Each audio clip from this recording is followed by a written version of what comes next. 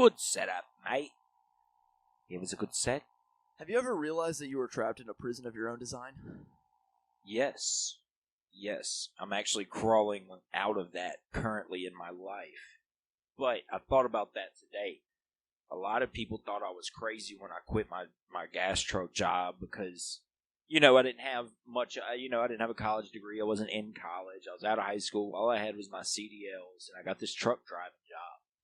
And I just hated it so much, and I started doing comedy, and I was like, man, I need to find a way to be doing comedy more often and really immerse myself in it. And I hated that job, too, and I was just so miserable, and I quit. And everybody was like, dude, that's crazy that you just quit. Like, I'd had a little bit of money to where I could find a job in the next 2 months or so, and I'd be fine. Well, then I kind of started fucking off once I quit the job. And as we all do, it's a natural thing to slip into. Yeah. And then the job I picked up out of like, oh shit, I need a job right quick. It was good to me. Didn't pay very much. Not very good hours. But I started to be able to do comedy a lot more often. And it did free me up to be able to do things like Roast Fantasy League and get that kind of exposure. But it ultimately made me end up living at my parents' house, not having very much money at all. But if I don't do that, if I don't make that crazy decision to quit that job, I don't get the job selling cars. If I'm still driving trucks today, I'm like, I'll never be able to sell cars. You probably got to fucking have a PhD to do that. It gave you confidence. Being in the scene has fucking opened your eyes to the true path. Oh, shit. Well, it's just like a real opportunity to be in the area I need to be, make decent money, so that way I can further my comedy career. Should I answer? Yeah, answer it. Let's see what old Marcus is up to, folks. Screen record this. See if that does anything. Yo. We're doing a podcast right now. You're actually live. But it's just me and Crockett. We're hanging out until the open mic at Comedy House. Oh, cool. I'm happy to be on the pod. Yeah, right on. Say hey to the people. Hey, people. So, listen, we're doing this show, I think, December 10th, I think it is. And it's a duo show. We got 10 minutes, and it's going to be both me and Crockett on stage. Okay. I don't know what kind of direction we should take with it. Just like straight stand-up or something else? I say straight stand-up, and then when you're doing longer sets with two people, and then you want to deviate, you could do prop stuff and more like gimmicky kind of stuff. There you go. We got to have like get a base of stand-up. We could go out there as Carrot Top and Gallagher. And we could... Because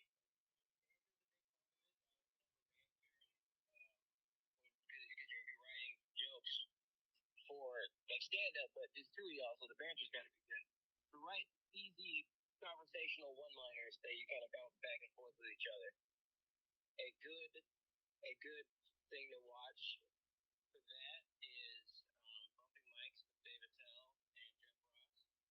They do an excellent job of doing like a two-man situation.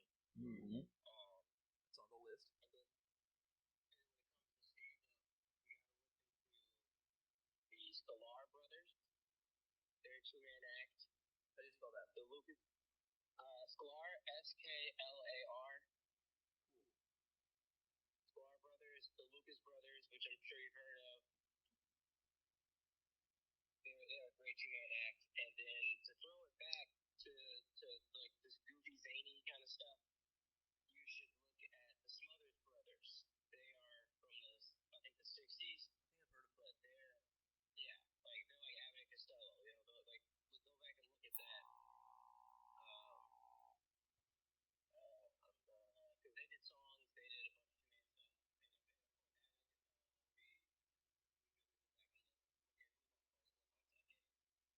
Hell yeah.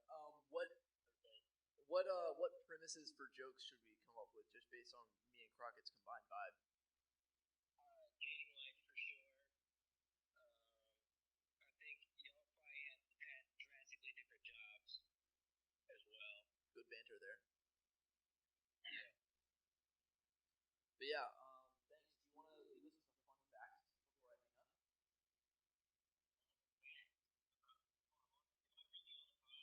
Yeah. About me or just in general? Just any fun fact. Something fun. Did you know that when you eat raw oysters, the oysters are alive? And then when you bite down on them, that's when they die. Good to the last second. There you go. Thanks, buddy. Boom. I like to do the real torture of oysters and just take it down whole and let them die in my stomach acid. Oh yeah. Well, I do that, but then I eat some salt afterwards. Yeah, well, my usual routine actually is put it on a cracker with the cocktail sauce, maybe a little bit of horseradish. I'm feeling like clearing out the sinuses. My way of eating oysters is grilled. Oh, I mean, yeah, char-grilled oysters are the best. Yeah, you can't. Sometimes though, like, so one day me and my friend said, this is actually a pretty wild day. Went over to my friend Seth's house. He works on the tugboats, regular listener of Kids in the Corner, shout out Birdman. We got to his house, it's middle of the day, like 11. He was like, alright, let's go get some oysters and some beers. So we go to this restaurant, we got some raw oysters, we had a couple beers, and then we were going to go drinking on the beach, but it was kind of raining. So we just went to, like, a dock. Like, not even a dock, like a pier where people can go, like, not even that. It's like, I don't know, it's like the parking lot of a boat launch, Hell almost. yeah. That's the move. And we sat outside of his You just Dodge. got like nicer. It was a pier. Yeah. No, it was a dock. No, it was the parking lot. It was kind of just a gravel parking lot in the middle that extended out into the water some. But anyways, we were sitting out there and we drank a 30-pack of Natural Light outside of his Dodge Charger. Beautiful. Listening to rap music. Nothing better. He had his shirt off and I had a baseball jersey. Buttons all the way down.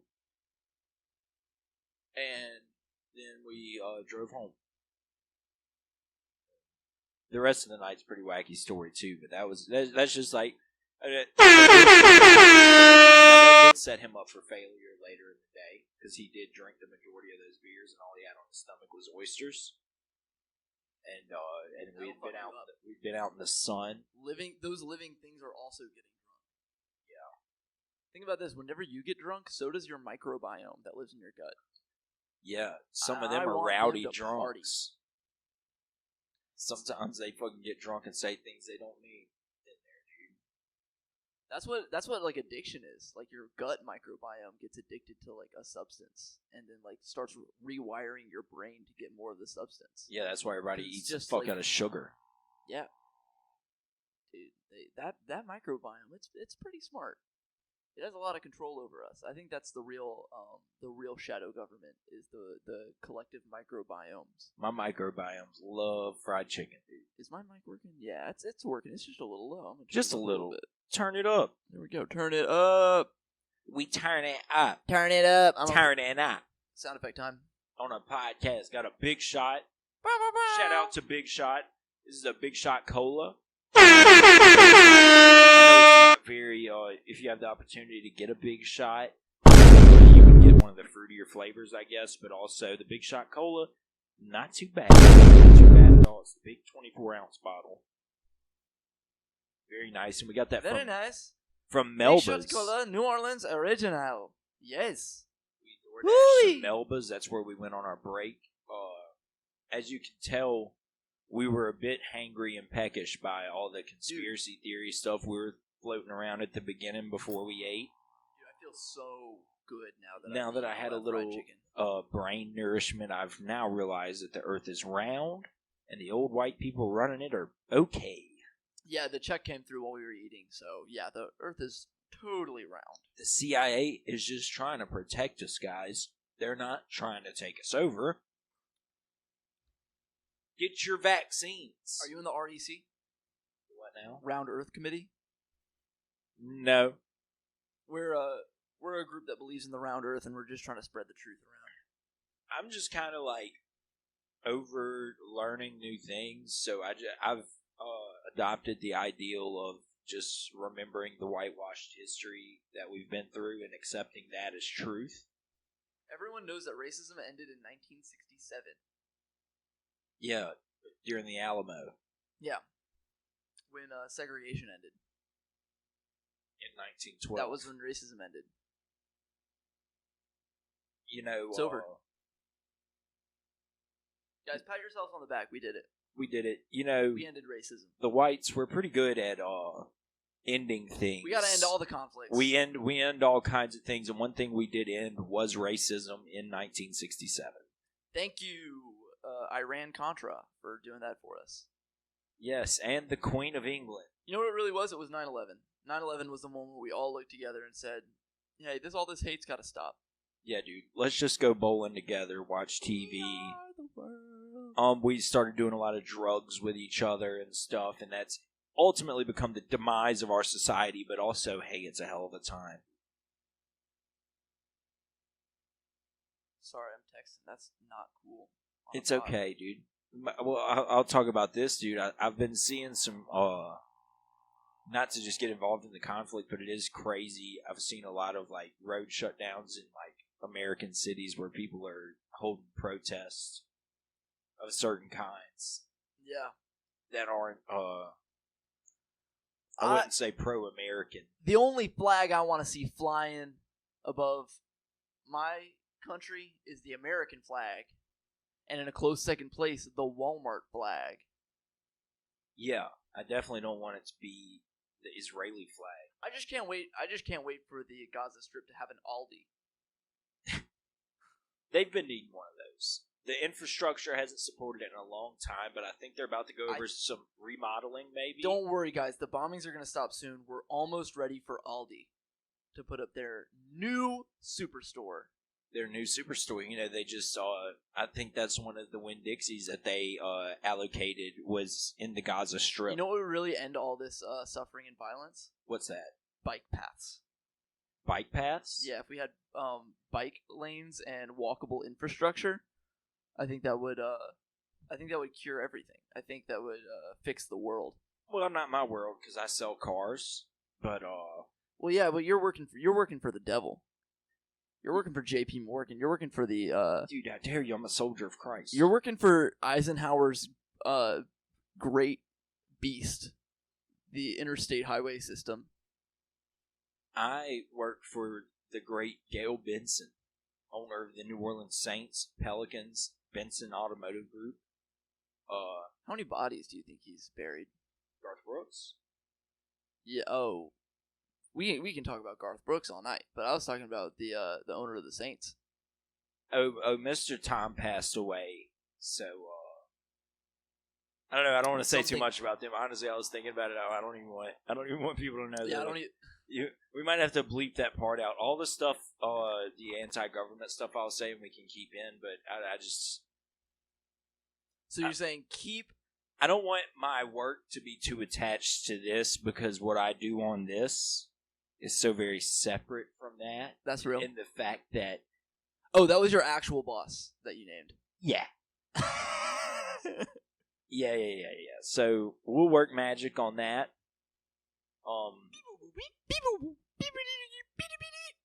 Yep. That was the sound of me editing. We'll get our finest Russian hackers on that to clean that out.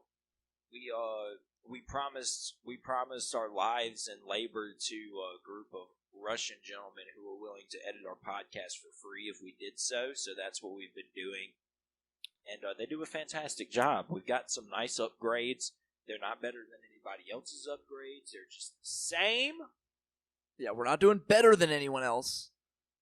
Anything that we're doing better than anyone else is because we are better than them.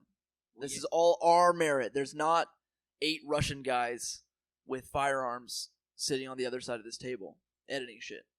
Yes, and, you know, I might have gave them my account number to send more money to Iran. So that way we can further the conflict in the Middle East. But that wasn't by my choosing. It was kind of done against my will. And for that, we're sorry.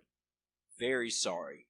I probably bought a young boy a really nice bulletproof vest that ultimately will not work against an Israeli anti-aircraft missile. Bulletproof vests are great and all until the IDF is going crazy with the rockets. Oh, God. Dude, they're a little loose with the rockets, eh? I saw a video, and I keep bringing this up pretty much every episode, like war and stuff, like.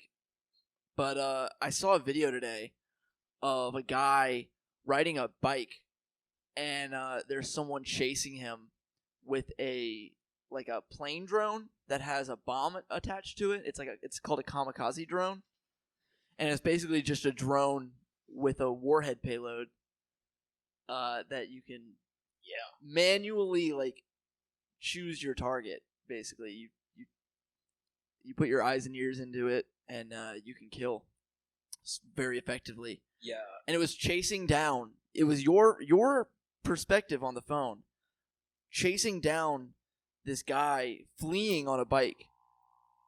It's riding away. He's trying to escape, and they pilot the drone up and collide with his bike and explode the thing. It's crazy. So I saw a similar thing. It's a drone that they throw, and it locks onto a target, and when it gets towards it, it shoots out projectiles from itself and also explodes. And it can kill people within a 20-foot radius. Hell yes. We are so good at launching metal sticks at each other. It's what we've been doing since the beginning of time. It's kind of the foundation of this whole thing we've built. Oh yeah, I'm gonna dig into that too.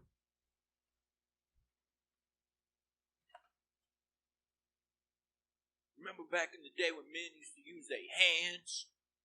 We can use our hands now. No one remembers when men used their hands. That was in the Stone Ages. We need to write an original joke about a podcast first getting their hands-free mics.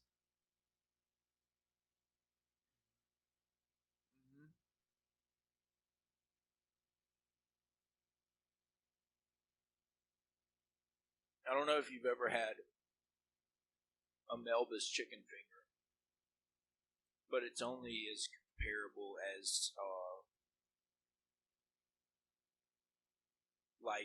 the warm mouth of a bigger lady. It's pretty awesome. Sorry about that, y'all. A little ASMR. Never heard nobody. The mustard has cinnamon in it. Yeah, it's kind of dope. This sauce is pretty nice.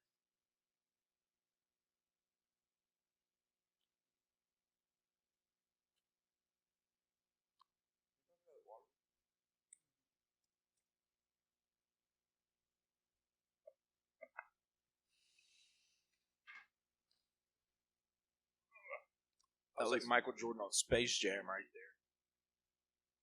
We really are in a prison of our own design. It's so hard for either of us to stand up right now. We're pretty much trapped at the southern border. But right now, I'm cool with it. We're essentially kids in cages. Kids in the corner? Kids in the cages. With aluminum foil blankets. You know, this cornbread is kind of more of a pound cake. Yeah, it's more like a sweet. I'm not complaining. A little bit of lemon zest on that. Damn right.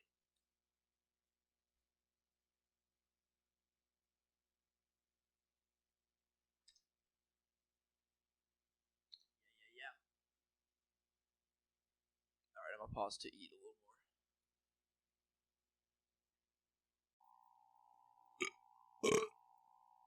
So you said you wake up hard in the morning? Yeah, I wake up hard most mornings. I think that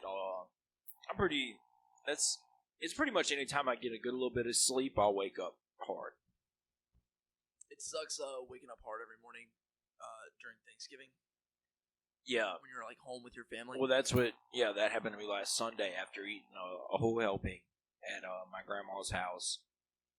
We had partied all night before at Halkias Fest up until 5 in the morning. That's when I think we went to sleep, maybe. Yeah. And y'all will know the episode. That was a long night for us. And I had lunch at 12 the next day for Thanksgiving. So I Came straight to the house, used the restroom, changed my clothes. I had on some BCG pants, like these, but they're gray.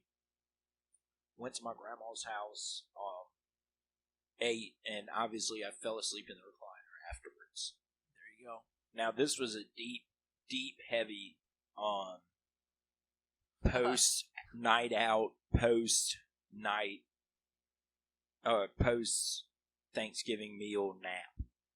There you go. I was there for about 3 hours. There was people there when I went to sleep, and there was nobody there when I woke up. Except for my Mimi was in the recliner next to me. And I woke up, and it wasn't like, I wasn't like pitching a tent or nothing. But I know that the opportunity could have came throughout the whole thing for it to be like really pitching a tent. Yeah. So I've got to do one or two things. I got to quit napping on the couch, or I got to start tucking before I do go to Everyone's sleep. leaving Thanksgiving, looking at your boner on the way out. Yeah. Looking at your sleep boner. Her small dog hops in my lap and starts licking the tip or something. That's fucking... There we go. Hey. Hey-o. Bringing it back to my joke. Hey, let me do a little sound effect. Hold on.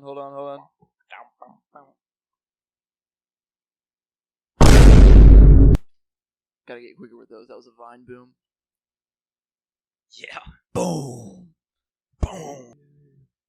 A lot of it is our engineering. This is a sock rapper. What a good friend. Yeah, that was a collective idea. That was dope. We're pretty much Leonardo da Vinci when it comes to this podcast stuff. We just kind of What can I say? We make do. We make shit work. Yeah.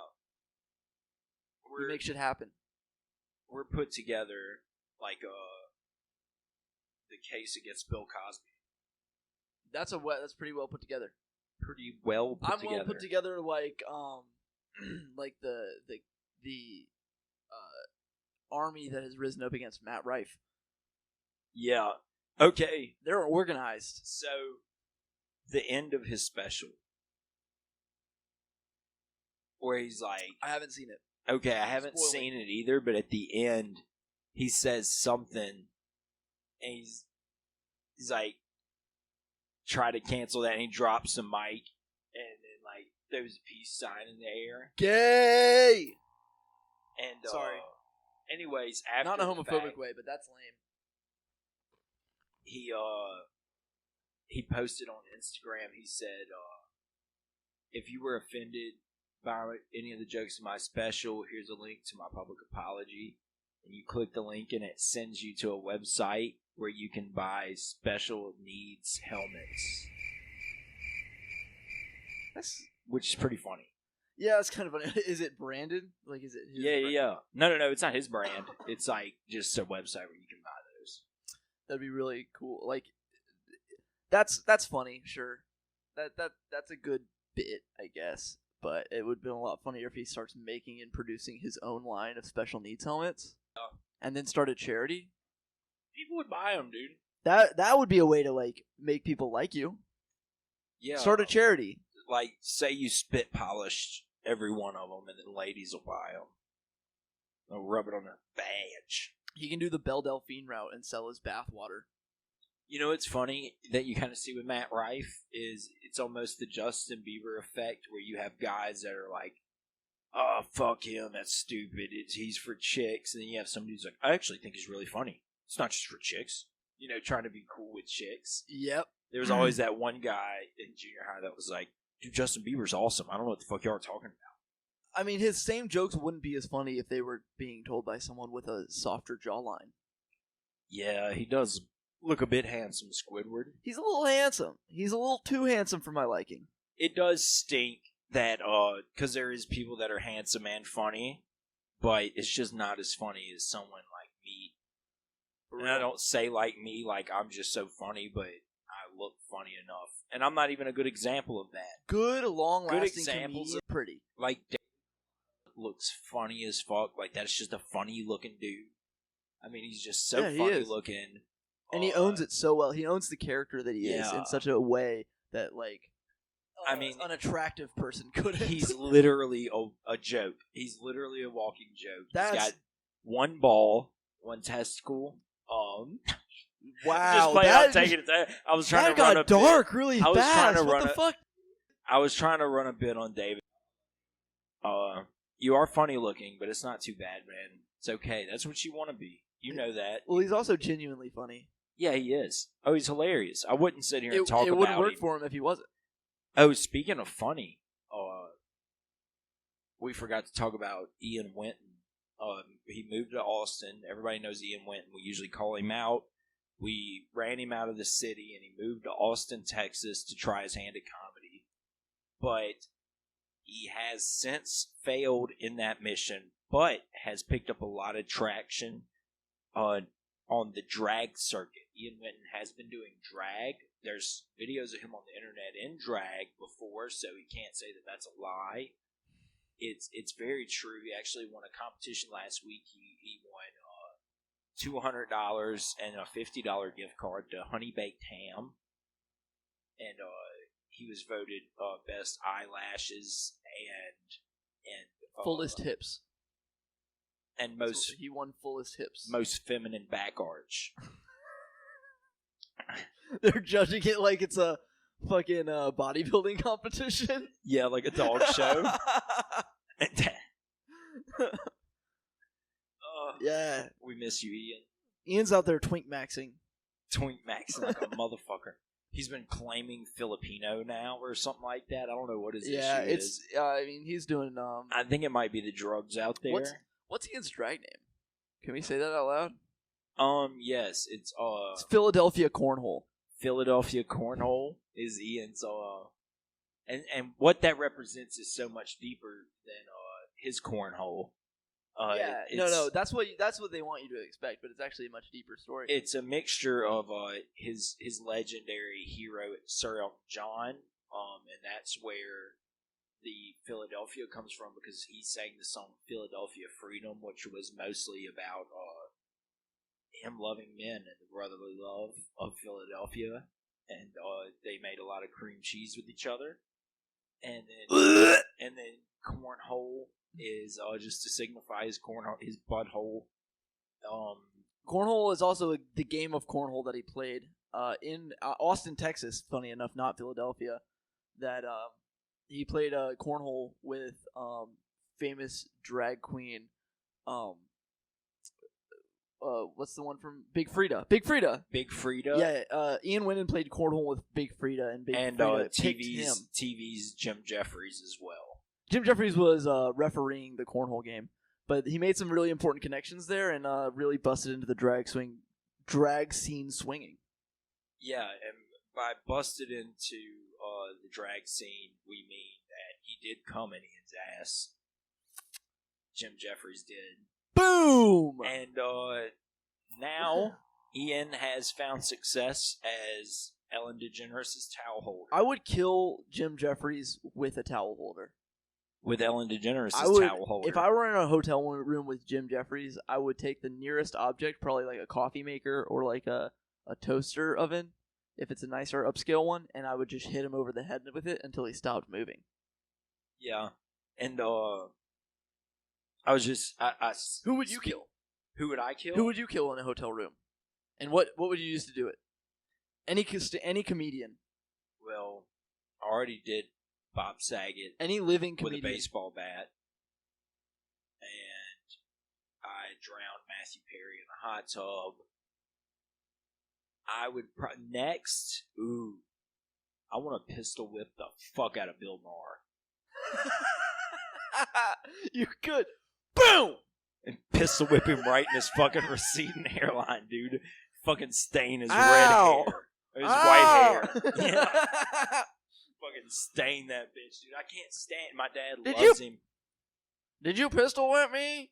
Yeah. Ah! He thought he was gonna come on his show and pistol whip me, but guess what? There's police officers. Or whatever the fuck he would say. He's such a little smart ass bitch, and he's a fear monger. I know he doesn't and I have a gun. understand there's a lane for it. People love political comedy. It charges them up and makes their fucking vibe. They've also made a little more of that than there is. I think he's a man of a certain era who, yes, definitely has... Boom! Pistol whipped. Back of the head. He doesn't even know what's coming. Fuck Bill Maher, dude. I do not like Ah! He shot me in the back of the head. And then he shot me in the back of the head. Yeah, that's like the first step in it is pistol whipping him. That's not real. After I pistol whip him, I'm gonna drip eye drops that I've also mixed with ketamine into his eyes. Tie him up and let him sit there for a little bit. And once he gets really good and high, I'm gonna blind his vision. So he has to have psychopathic, painful thoughts in his head. No doubt. Sorry. And pretty much what that's going to be is some kind of mental torture to where he's like really wanting it to end, and he thinks he's either dead and he's in hell, or he just can't see anything and he's going through something fucked up. Oh man, just permanently blind someone and then give them a bunch of acid? Yeah. They don't know if they're dead or what's going on. Yeah, that's dope. That's a good thing to do to someone. But in reality, I wish him the best. Ian, Hyde texted me. Hyde's our famous friend. No big deal. Yes, He's super cool. This next part of the show, everything I say for the rest of the podcast, Hyde Healy told me to do so. Hyde Healy said, some scientists say the first person to live to 1,000 has already been born. Our first true millennial. He thinks that science and modern medicine can defy aging to the point that a man can live, in biblical terms, as Abraham did, in excess of 800 years. I think the real question is will that person still be able to have consensual sexual relations with an 18-year-old? I don't know anything about that. Age of consent laws are definitely going to have to be rewritten in the future when people are thousands of years old. Yeah. If you're 1,000 years old, you can't be banging a 50. Look, yeah, yeah. And what would be the quality of life past, I say, I don't know, 100? You gotta stay limber. Is your body just forever, 40 years old? You know what? I'm going to call bullshit on this because No. all the leading scientists, I feel like they know that all they do is feed us cancer, and I just don't know if you can keep a person with cancer alive for 1,000 years. Yeah, I mean, it would have to be someone with so much money that they have advanced detox programs. But I will say this about the first person to live to 500 years. I got 2 words for that guy. I'm him. Go fuck yourself. I'm him. I'm going to live to 500. You're going to live to 500? And not a day longer. At Yeah. 500, I'm going to be done. I mean, it's not going to be great since 80. Yeah, it's going to be hard getting out of bed. If I'm ever bedridden or have, arthritis to the point where I can't move, I'm going to tell you what. I'll probably fall down the steps in my house. I'm going to be boxing, and I'm going to be lifting at least until I'm 400. 420. Okay, so since you do plan to be 500, and I'm going to be in shape. I'm going to be good. What have you thought about? What would be the lowest age you would go when you are 500? So it's half your age plus 7. That's the rule I'm going for now. So you're not going to be able to bang anybody. What if nobody else? If I'm the only one? Oh, if I'm the only one. Oh man. Because half your age minus 7, you said. So here's what I'm gonna do. I'm gonna 43. If I'm 400 years old, which means more or less 5 human lifetimes have passed since I was born. At that point, I would probably find a nice woman in her mid-30s, marry her, give her a comfortable life for her whole life, and be monogamous until then. I feel like that's the only way to get the full experience out of it. If you live that long, you need to spread your seed big time. Yeah, I mean, in my mid-120s, I'm going to have a little bit of a hoe phase. I can't lie. Because, that's my Edward Cullen years, Yeah. Yeah, everybody brings that up, and it is a big theme in vampire movies is that some of these vampires, they are thousands or hundreds of years old, and they are just constantly banging these high school chicks. Constantly. They're just always banging high school chicks. They're acting like they're the president or something. It's institutionalized. They're acting like they've been president of America, and they ain't nothing but old silly, fucking, unoxygenated vampire. Yeah, they're And just... all they'll ever be is what they are in the movies. I mean, living forever is one thing. That'll do something to your brain. And another thing is never being able to see sunlight. That will actually drive you crazy. That will actually, like, destroy your body. yeah, Like, not even just for, like, a period of, like, 6 months not seeing sunlight. You're gonna get fucked up. So no wonder these vampires' brains are a little cuckoo. yeah.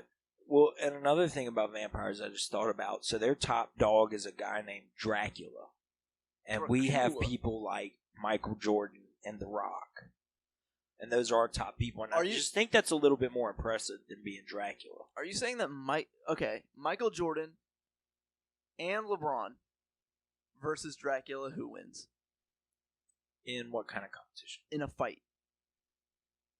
Dracula's white. Yeah. On the court, though, Dracula might be putting down threes. Nah. So I'm gonna go LeBron James and Michael Jordan. I've seen Buffy the Vampire Slayer. She's literally a 16-year-old girl, and she's killed all kinds of Draculas and monsters. Yeah, I'm rooting for LeBron and Michael because they're American. And at the end of the day, I'm an American too. Yeah, the vampires. I'm not gonna cheer for Russian. some Transylvania fuck just because he's the underdog and he's been living in a cave for 600 years, amassing property and wealth. The That best doesn't thing mean about, anything in the fucking ring, dude. Not to mention On the the best court? monster from Transylvania is obviously Frankenstein's monster. Young Frankenstein is better than any Dracula movie that has ever been put out. Do you want to move that stand closer? Yeah. You can get in the shot. You're in the shot a little bit, but Yeah, I was just trying to. This. Oh, we can move this. Yeah. all right. What's that line from Soul Survivor? Yeah. If you're looking for me, you can find me on the block disobeying the law. Should have just done that Since the beginning of time, we should have done that. There you go, dude. Thank you for that suggestion, Hyde. That was a good little convo about living forever. Thank you, Hyde. Thank you for sponsoring that debauchery. Right on. We fucking. I found a way to take your point and make it immediately about age of consent. Dude, that's what Crockett's good at. He loves to... Don't get this guy started on the age of consent laws. I like to take it there. He likes to talk about what we're all thinking. I like to. Ooh, Josh Giddey. I didn't even think about it. We were talking about age of consent. Did you see about Oklahoma City Thunder basketball player Josh Giddey has allegations put against him? They're not allegations. There's pictures and videos of him with this young lady who is a junior in high school, I believe. Oh, shit. He is 21 years of age, and she, I believe, is 16. Oh, you know what? I saw one thing from that. Yeah. It wasn't a news article or anything. It was literally just a meme on Instagram that said, do a gay little dunk if your girlfriend's a high schooler. And it's just a video of him doing like a weird, like, pathetic half dunk. Nice. Yeah, That's a good one. I didn't see that, but I did see the picture. It looked like the young lady took the picture and probably typed it out because it was a picture of them two, and it looked like they were coming out of a bedroom, and it said, "I just fucked Josh Giddey," and so not that helps anything. Yeah, I mean that's pretty. Because at the end of the day, even if it's not forcible, we all know, women especially in their younger age, it still continues pretty much throughout their old age. They're kind of, someone posted, and I haven't looked in their actual law books, but this was in an article I saw, the age of consent in Oklahoma, where this all took place, is 16 years old. Yeah, I mean... Still not good. Still pretty freaky. Oklahoma is a huge what's it called? Grooming state. Like it's one of the biggest states for like child brides and shit like that. Yeah, there, Utah, California, especially in Hollywood, they take a lot of child brides. Utah's big. Nevada, wherever Tom Hanks lives, his literal address, they take child brides there. Ellen DeGeneres was supposed to have a child bride on her show this week, but she did drink the blood from it and killed it's it. no longer alive.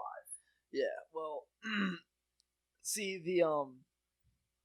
the thing about drinking child blood to stay alive forever is that you're eventually gonna pick up, various dark. When you drink blood, that's a serious risk. You're picking up memories. There's a lot of bad karma. There's a lot of bad karma. You're taking all of the positive and negative karma from that child's life. Child's obviously traumatized at the moment of extraction. Yeah, exactly. Because the soul is still there. The soul is screaming as you're drinking its blood. The soul lives in the blood. Yeah, and the way they kind of do it in those circles is that they use the whole hog. Okay, we're gonna have to cut that part out. Yeah, a lot of that. We're gonna have to cut that because I was about to go to a fucking crazy. Yeah, no, we gotta get off. That. We can cut it all the way back to when I was fucking. No, that's okay. When we get there, we gotta be able to turn off. Yeah. Ramp. Yeah. Because I was about to say. Trying to play, and that's fucked. That's fucked. That's fucked. That's terrible. That's fucked. That's a fucked place to go to. And it's the horrible truth, ladies and gentlemen. God, it truly is. The truth is fucking horrible. God damn it. Thank you, Eisenhower. That could be our viral clip. We're talking about cutting it out. That could be our viral clip. That could make us. That's gonna get us really popular with Ellen. I'm gonna be able to sustain a long career time at my job with this kind of talk. Yeah, John Travolta is just in a tower somewhere eating drywall. And they're gonna bust him out and be like, "It's time for you to kill." Time for you to kill? Who am I killing? These two podcasters. They're armed and dangerous. They know too much. You want my freedom? Come and take it. I like how we took over the whole conspiracy theorist lore today. We just really no precursor to that at all, but we literally just fucking rolled into all of into the deepest depths. Deepest, darkest. In the deepest, darkest conspiracy, corners. Look, when you start talking about what's really going on with the government and the truth and all that, things get dark, folks. Well, sorry. Another thing I want it's the real life. I want everybody to know this too. Obviously, a lot of this is in satire. Yeah. Most of it is. But remember when you take in information from these people that you do listen to that talk on these subjects and relate it to how much two comedians just joked and ran a bit back and forth on how those people act. Let's not compare it. Let's not toot our own horns too much here. I don't know if we're doing the best job at it. No, yeah, but that's what I'm saying. Compare it to what they're telling you and how their shows go. It's a little similar and not as information-based. You just say, oh, I read an article the other day, or I saw this, or I saw that. You know what I mean? It's something that, like literally you just saw scrolling through X or Twitter, whatever you want to call it. Just remember that, folks, when you're watching all these fear-mongering, hateful people. Just remember what's going on in your own life and how good that is. Yeah, because odds are you got a source of joy in your life right now that you're loving. And the best thing you can do is take that thing that creates joy in your life, crush it into a million pieces, burn any bridges you could have with it, and then throw yourselves into the world of day trading finance. Yes. Have you heard of the foreign exchange? Have you? Have you heard of the foreign exchange? Here's what I do. I establish my LLC. I made $12,000 trading on the Chinese yen the other day. Buy a duplex. Kick the people out. The older, the better. just kick them out onto the street and immediately triple the rent price. That's how you make equity. If you pay your credit card debt in rubles, it 2 times it. It doubles your debt. Yeah, It doubles your debt if you pay in rubles. Yeah, if you pay in rubles, it doubles your Rubles debt. is negative money. Well, it is negative money. It's Russian money, and nothing's more negative than the Russians. Hey, there you go. They're just a bunch of negative Nellies over there. You know what we're getting from this podcast? What? American dollars. Yeah, American baby. viewers and American dollars. American dollars, big money. We're gonna explode a pumpkin after this. We are. We're gonna explode a pumpkin. My friend who is currently in the Gaza Strip. I met him when I was trying to get my Skype to work. He sent me the instructions to blow up a pumpkin or a post office. There was a hard translation, so we just went with pumpkin and no, I just completely made that up. It was actually. I was like, who? It was actually. I was like, who still uses Skype? Right. Well, I didn't want the CIA to see what I was talking about on Zoom, and they have that mentality now. Who's on Skype instead of Zoom or FaceTime? So guys like me, Jesse Ventura, Edward Snowden, we all use Skype because the government's not paying as much attention to it. There you go. Actually, my close friend who works with the FAA says, after the Patriot Act, they even have microphones in these guys. Like, you could just press a button and make every vape in the world explode. The FAA and the Patriot Act, like, holy shit, they can do so much. Dude, so much. I literally saw a vape the other day, and the flavor was Mark of the Beast. Mark of the Beast. Mark of the Beast. What do you think it tastes like? Just cancer? It's probably that sounds like a marked for death type deal. It's probably sweet in the front, but has a bitter aftertaste. Mark of the Beast. Sounds like a cologne that a very insecure man would wear. It makes you want to explore your options sexually, probably. Do you think they make gay colognes? Yeah, that's all colognes can. All colognes are gay. Okay. Yeah, I believe that. I'll take that at face value and run with it. Yeah, I feel like there are some that like incorporate like smells that are like more pheromones for women, and then more. I guess my point is that every cologne commercial. I don't know cologne culture. Should we do a deep dive into cologne culture? Well, it's always like, obviously Johnny Depp has Sauvage. You got guys like Matthew McConaughey, Ben Affleck, Brad Pitt. Brad Pitt had a Chanel No. 5.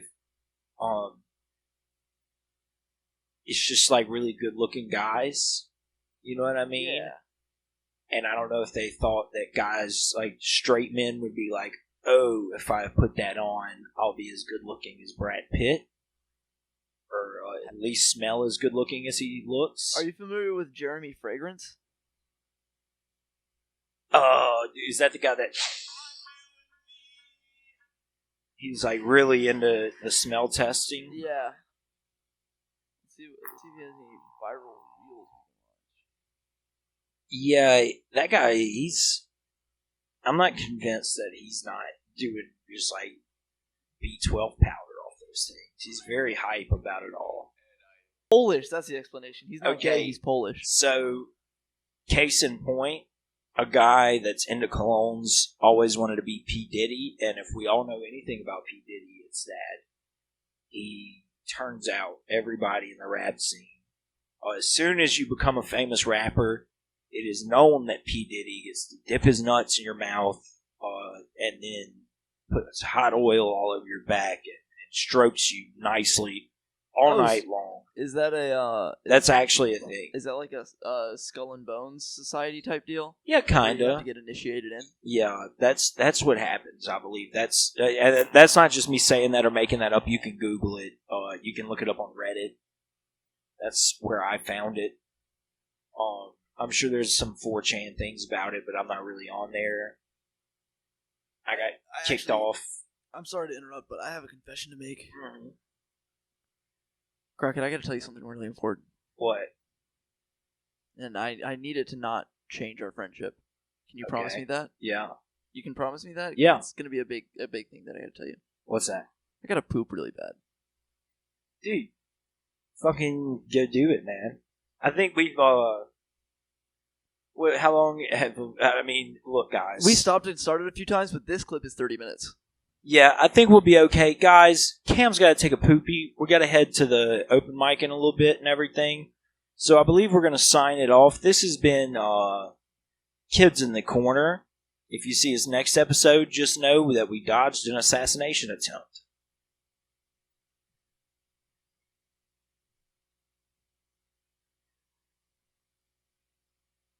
Beep.